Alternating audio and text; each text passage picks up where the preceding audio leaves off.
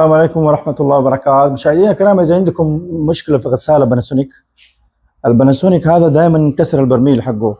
طبعا أكيد استخدام الصية، ملابس زيادة، وزن زيادة، ودائما وقت التنشيف ووقت العصر يجي صوت يعني مزعج. فإذا المشكلة عندكم في الشكل هذا تواصل معنا. احنا سوينا هذا مشكلة، حلينا مشكلة وركبنا برميل، والحمد لله غسالة دحين ممتاز جدا. وإذا المشكلة عندكم في الشكل هذا تواصل معنا.